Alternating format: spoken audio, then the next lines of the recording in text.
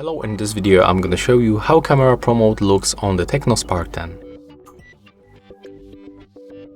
Open the Pro mode, you have to swipe up, just like that, and select the Pro mode. And when you open the Pro mode, let's start from the left side, from this bottom bar, and first we can adjust the exposure compensation by using this parameter -2 and a +2. The next option, that's the shutter speed. We can set the shutter speed even for the 30 seconds. Next we can find ISO level. Here we can find the white balance.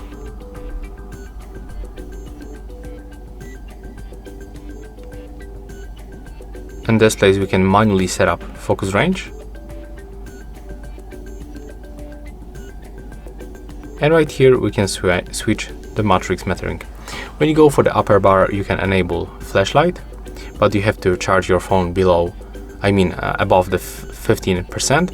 And here we can also switch the camera aspect ratio. And yeah, that's basically all for this video. Hope you like it.